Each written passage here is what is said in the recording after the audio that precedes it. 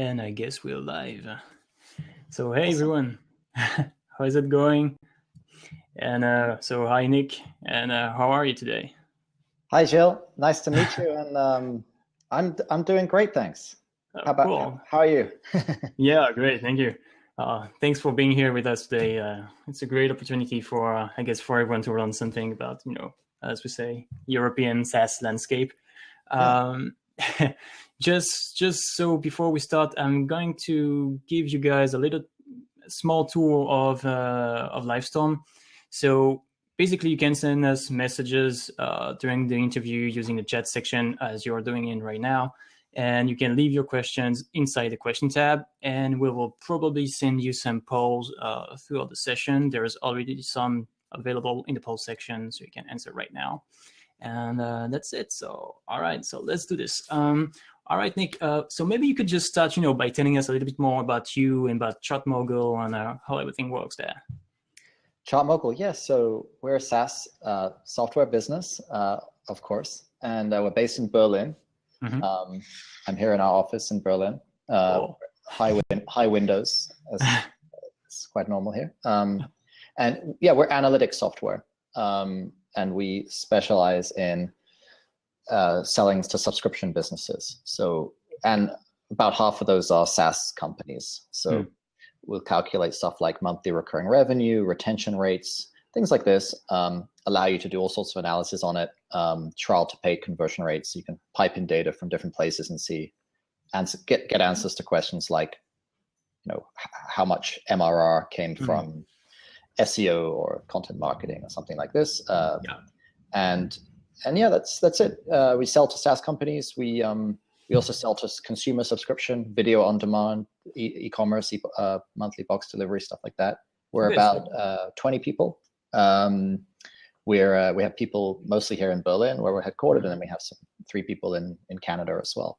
So Okay, and how do you guys compare to? I know there's a shit ton of free tools here to calculate MRR online, stuff like that. But I believe you guys have some kind of premium product to offer to those subscription-based businesses, right?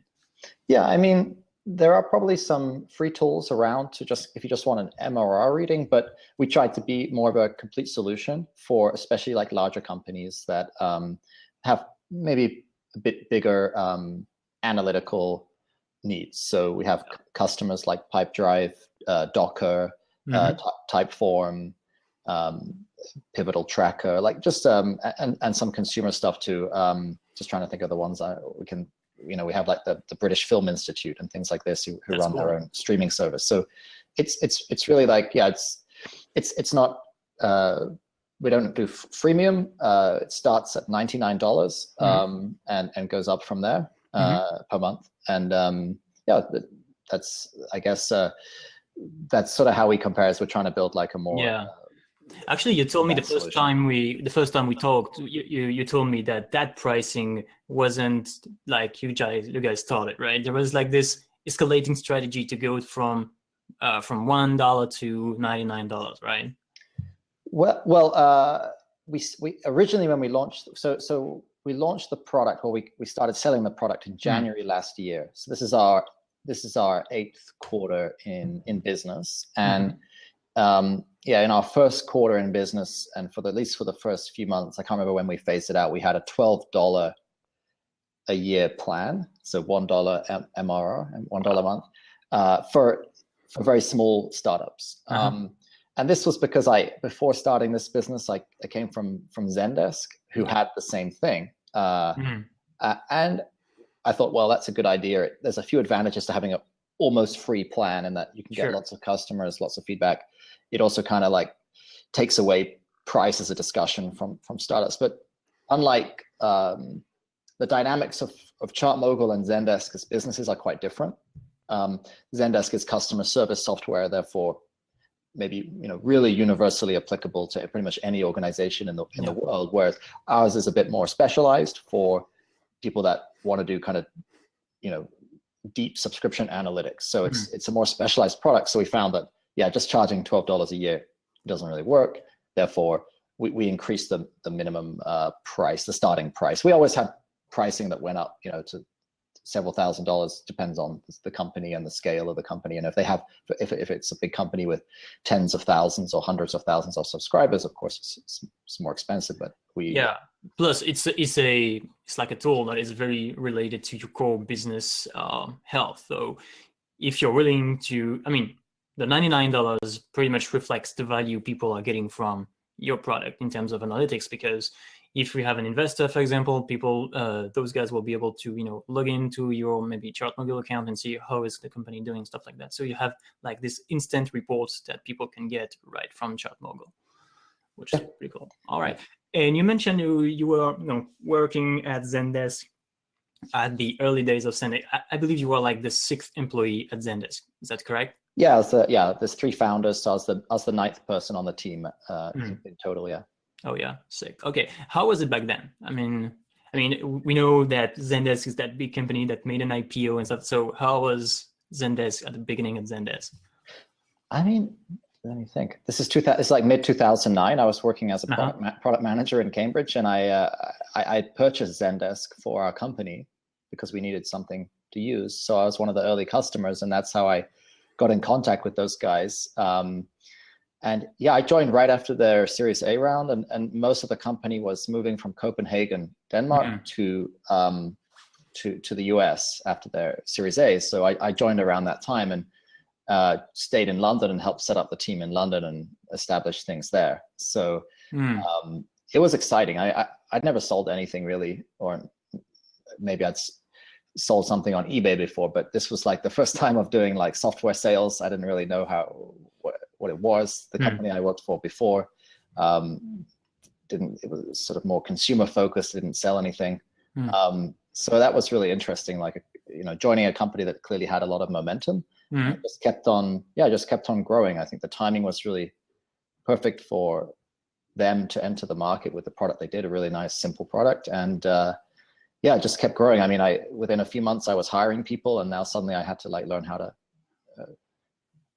hire and manage people. And this kind of process, and I did that in London for a year and a half, or nearly 2 years, and then I moved to Asia, and we did the same thing again. I helped establish office in Tokyo and Manila, and it's really a lot of fun. Yeah. Sometimes I wonder, how is it to expand a company on a total foreign market? What is the first brick you have to lay on? I mean, well, I got the first taste, I guess, in London. So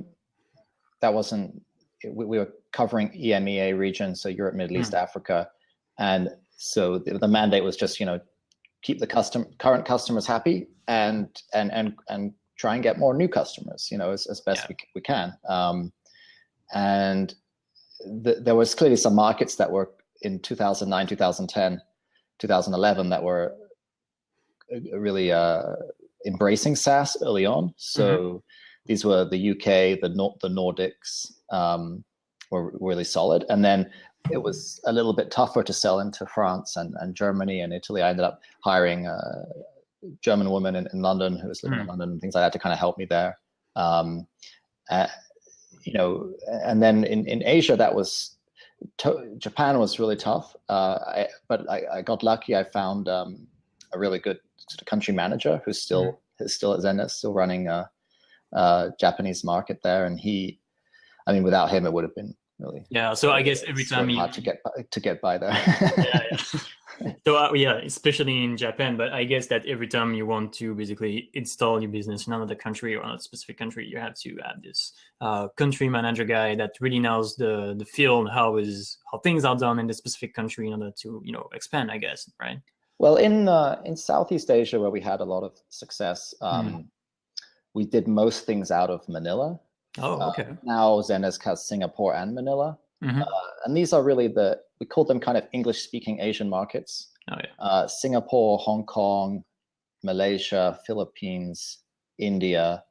And these were like really kind of the core English-speaking Asian markets where there's high level of English proficiency. And their way of doing business is quite similar to Western way of doing business. So we kind of did things centrally out of Manila with a mixture of foreigners and local workers, and had a nice thing there. Japan's very, there's a higher, Yeah. Japan, Korea, there's a higher barrier to entry there, language barrier and cultural barrier. So for that, if you want to have any type of success, you need to set up like a local thing and do it that way. Yeah, for sure.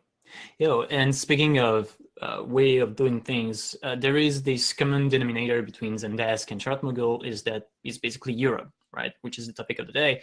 You mentioned that Zendesk started in Copenhagen and that you guys are based in Berlin, you work in London. So my first question is what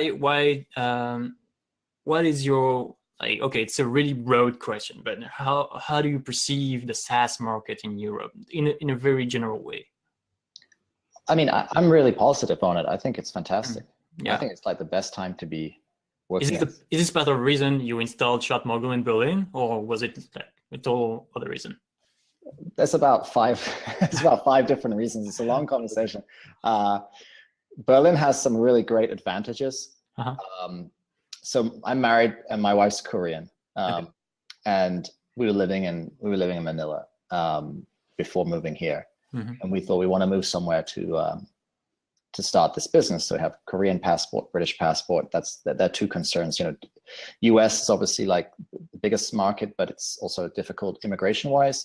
London, Berlin, kind of the 2 tech capitals I'd heard of. So we kind of looked at London, Berlin, the costs of London and Berlin. Yeah, makes total sense. You know, before we had the VC funding, you know, sort of self-funding a little bit, and then even after the VC funding, it's going to go further if you're in a lower cost place like Berlin. And immigration is much easier, much simpler here, which helped not only when we were moving here personally, but also as we've hired more people. We can hire people like our head of engineering is from Sydney, Australia.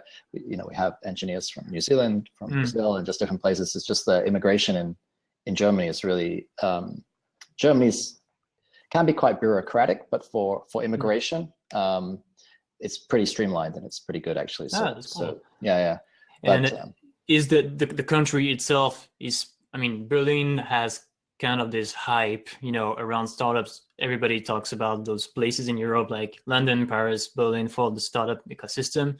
Does that ecosystem plays a significant role in your recruiting for ChartMogul, for instance?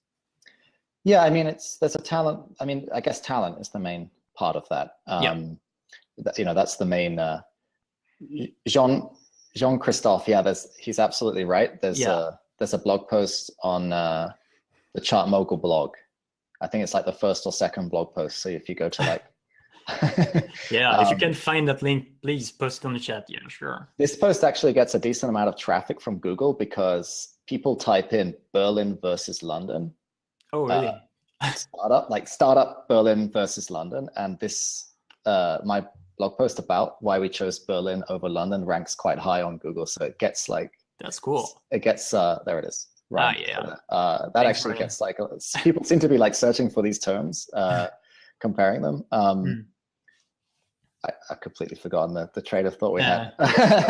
We were just talking about the startup ecosystem and the parts of recruiting. Yeah, talent. Yeah, I mean, I think the main positive to be, you know, in a city that has a tech industry like Berlin is talent, like access to talent.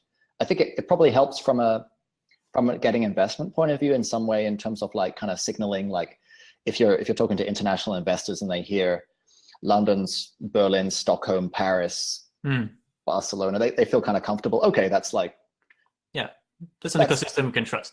Yeah, that's like something that other people do. Sounds like something that people do, right? Whereas if you are from, you know, Athens, they might, you know, there are some great companies from Athens, like Workable, I think. You know, but it just kind of like, okay, it might make your life easier if you're in a. Do you believe there is some kind of specificity in terms of, you know, talent, you know, SaaS verticals, depending on the country? I don't know. SaaS is pretty spread out in Europe. I mean, I think, back to your original point about how is the SaaS. I mean, I'm super positive about SaaS in Europe. I think we have so many like advantages, and especially around Europe in general, around consumerized SaaS.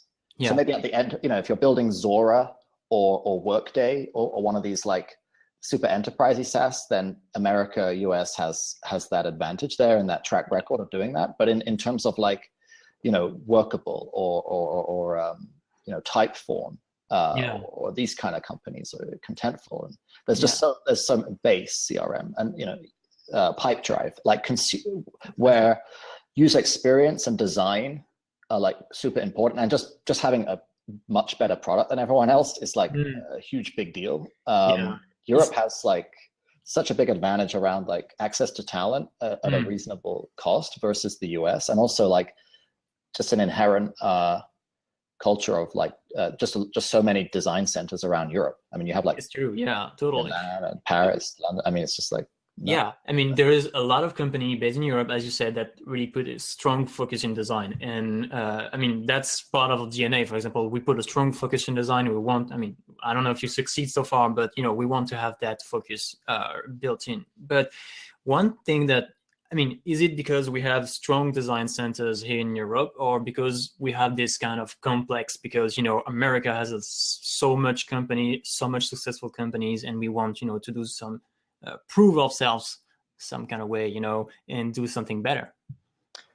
I don't know. I mean, I think there's definitely more available talent in Europe in design than there is in the US that's like readily available. I mean, there are countries like Italy that's where their economy has not been going so great for recently, and I mean, just the quality of visual design out of industrial. I mean, the Italians are just famous for this. I mean, it's and there's plenty of countries as well. Whereas, the US is in technology has just been very strong. So there isn't maybe such a surplus of talent that you can tap into. In the EU, also the population is much larger, and to the east of the EU, I mean, to the Eastern European countries that joined the EU more recently, those countries are like doing really well in SaaS. I mean, in Poland, you have, LiveChat is a public company on the Polish stock exchange. You have companies like, I mean, how many public companies SaaS are there in Western Europe? Not many. Free Agent just went public, but like, the fact that, there's Pipedrive, there's so many from doing really well all over Europe. So there's this infographic from 0.9. I had it back in my copyboard. Here we go. I think that's the one, actually. Yeah, I think this is the infographic I was talking about. Okay, this is the infographic for 0.9, and they have basically, put all the SaaS companies in Europe in there. And their main point was to say that there is some strong verticals in Europe versus the rest of the world, versus the US, for example, in marketing and analytics. Is this something you agree on? Is this like this focus on Europe about, marketing and business related stuff? Like, I don't know. I mean, I know SaaS is obviously like the area that I know most about. Berlin has a lot of track record around e-commerce, especially with Rocket Internet and Zalando and these kind of e-commerce is not a world that I've ever been involved in or know a lot about, but there's definitely like, I mean, they've created $1 billion business here, so they're clearly doing something right. And there's a lot of other companies in that space. In Berlin, the SaaS is pretty spread out, like there's just pockets all around Europe of like really standout companies. Like in Denmark, there's tons of stuff. In the UK, there's a bunch of stuff. In London, in Paris, like, so it's like, but I think where, as I said before, where Europe I think does really well is around product quality, design, and consumerization of SaaS. I think SaaS kind of came way. The original SaaS companies they're not very consumerized. They're still quite hard to integrate. They're quite expensive. And then the second wave kind of made it, design was more of a, companies like Zendesk and design was more important. And the third wave, it seems to be like even more consumerized, really easy to use. And I think that's where Europe is doing really well and has some structural advantages there in terms of just cost of doing business and the ability to, any SaaS company can make themselves look like an international US business and then just sell to anywhere in the world. So, I think that's where, but in terms of, I'm not sure if I have a great answer to your question, because I think it's not like the US where you have Silicon Valley. Europe is so spread out. Like you find them, it's spread out. Find amazing companies like Algolia in Paris. Yeah. Or when I mean, Pipedrive, like in Estonia, I guess, or something like that, right? Yeah. In Tallinn, yeah. So it's totally spread out. And yeah, I have another question. It's basically the same question as Jean-Christophe, which is basically in terms of funding. What can you say about fundings in Europe? Is there a specific strategy you could suggest for people that want, to create a company in Europe? In terms of if your plan is to stay in Europe, what strategy you would suggest? Yeah, I mean, you can. I think a lot of US investors, or the big international investors that are also based out of London and Paris, I mean, they'll invest anywhere, wherever there's a good opportunity to invest. I think it's probably, if you are in the Bay Area, it's obviously your life is made a bit easier. You can just have more meetings in a shorter space of time, and there's less perceived risk because, if you're investing in a company down the road, it's kind of like, it just feels less risky to a US investor, I expect, than if they're investing in somewhere in Europe. So there's definitely advantages to being there. And I think also from what I understand, as you get, and we're not there yet, but as you need late stage growth capital, there is a lack of that in Europe. So you have to, like, once you need like $80 million or something, that kind of money from European investors just isn't available once you really need to scale to get to public offering. But at the A round, and probably the B round, I think it's, at the seed round, there's tons of seed investors in Europe. I mean, in our neighborhood here in Berlin, there's plenty of seed VCs. And but do you think there is like a lot of trademarks in Incubator? I mean, that to have this strong trademarks, just for example, Y Combinator, Textile stuff, and people like that, that help companies based overseas in the US to get fundings more quickly than versus incubators in Europe, for example. Well, Textiles have a outpost in Berlin, actually, but I don't know. We didn't go through an incubator ourselves. I mean, we've done 2 seed rounds. We haven't done our A round. So can't speak to that perhaps, but yeah, maybe it's a bit easier. But I think, I mean, Contentful just around the corner, they announced their A round recently, based here in Berlin. Yeah, sure. So I mean, I think they probably have an office in the US too now. But I think usually, like once you do your A, or certainly once you've done your, I think Contentful was a B round, sorry, not A, but once you've done your A or B round, at some point you'll want to open up an office somewhere in North America, because that is the largest market. I think actually the US and Canada together are something like 49% of global software spending. So it's like, yeah. So it's there's nowhere else comes anywhere close to the size of the US software market. So if you are selling business software, at some point you'll want to have an office that can in the right. Yeah, that was exactly what I was going to ask. So if you want to sell in the US, you have to get an office there. It's more difficult if you want to stay here and get the whole sales team in Europe, I mean, do you have to have someone there? Yeah, I mean, we have a couple of people in Canada already. In preparation. I mean, we spoke to people in the US too. It just happened to be that we chose, end up working out with these guys in Canada, which is fine. I mean, it's the right time zone, and we found some really great folks. And but I think, to service that market, I mean, for us, something like 65% of our customers are in the US. So already, cool. So we need people over there to serve the market for sure. There is something that we noticed with Livestorm, for example, is that people coming from Europe basically have, I don't know, it's maybe our own experience, but the time to close a deal in Europe is much longer than people in the US or the Canada. Is this something that you guys have experienced as well, or sales cycle length? Yeah, sales cycling. So I can actually use our software to tell you it'll take about 5 seconds, I think. It depends. 10 seconds to tell you the difference in sales cycle length between European region versus average sales cycle length. Let's look at Western Europe versus USA. You're using ChartMogul right now, right? Yeah, I'm using software here. It's just something it tells you.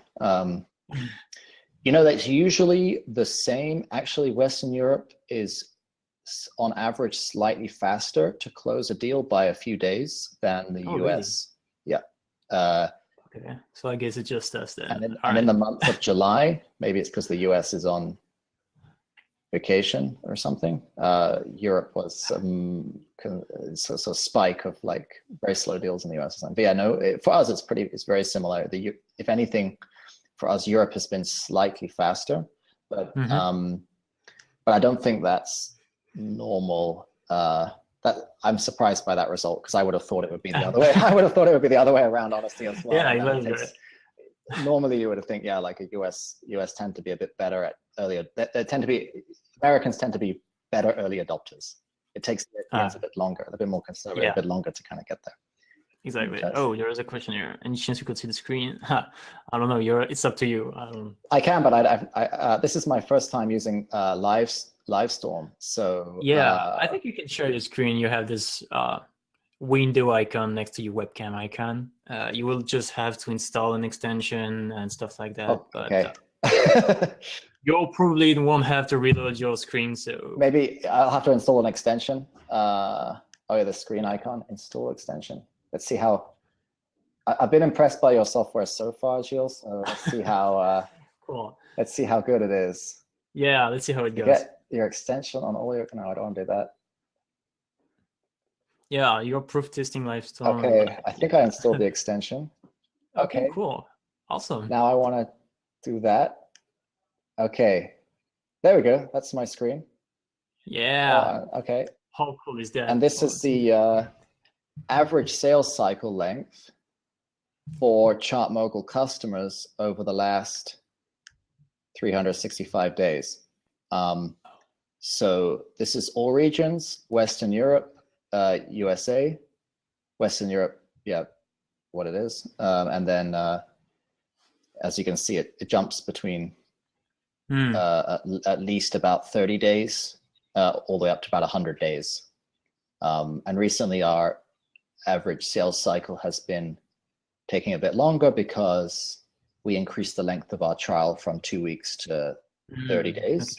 And also we're doing more API first deals versus people that just connect their Stripe account. It's a bit faster for them, whereas if they're having to use our API, it takes them a bit longer to implement. So this isn't so top secret. So you see, like as I was saying, like July USA is so you can see like Europe in blue here is usually underneath the red. So Europe was taking slightly faster than the US, except for October, November, which Europe slowed down again.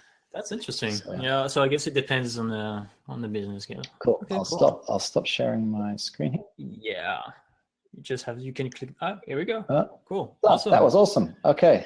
So someone knows how to build SaaS software well. Yeah. Nice work, Jill. Hat tips to the developers, actually. I wouldn't trust our stuff to do something like that. Like, completely under us. We're like, oh god. Yeah.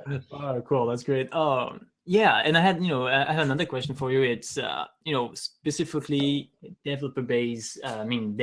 Software specifically built for developers, such as, for example, Logmatic, Algolia, those kind of companies that European companies. Do you think that the main success stories I have in mind of European companies are basically softwares for developers? Like Algolia, Logmatic, stuff like that. There's an exception, Bill, because Zendesk, of course, but you think there is a huge amount of those developer, software for developers that actually API achieve more success than other ones. API products. Yeah, API-based product could be like, I think that's a slightly newer category. Like Twilio is the first API IPO, right? First developer tool IPO. So it's a newer category. There is Algolia, and there is here in Berlin Contentful. I know well because friends with Sasha. But I think there's probably, I'd say probably overall companies like Zendesk, like Live Chat, like Pipedrive, Typeform, Workable, Geckoboard in London, Free Agent just went public on the London Stock Exchange. There's probably more history there with non-API, with products that are more like workflow products that have UI as their main interface versus API as the main interface. But it's definitely a space that's heating up and is obviously gonna. It's clearly come of age, and it's doing very well. I think you guys did an interview with Clearbit specifically around that topic. It's a pretty interesting interview, actually. It's specifically on those API-based softwares. Yeah. And all right. Okay, so 30 minutes now. Wow, that went fast. So, guys, if you have any question, please shoot your questions in the chat or in the question tab. And if you don't have any question left, then we can call it a day and here. So just wait a few seconds. I'm interested. How do I? Maybe you have a more. How do we see who's in the chat room? Do you? Oh yeah, I actually. Oh, sorry, I just actually hit the tab. It's because you're the administrator. Okay. Yeah, exactly. No, there's actually a few people here. Okay. All right. So if nobody has any question left, maybe you can call it a day. What do you think? Sure. Okay. Cool. All right. Awesome. So thank you a lot for being with us today, answering all my questions. Good to know that the screen sharing works. Very well. Yeah. Well, thank you guys, and see you probably in 2 weeks now with Pipedrive. So yeah. Oh, fantastic. Okay. That would be a good one. Cheers. See you guys. Bye everyone. Thanks a lot.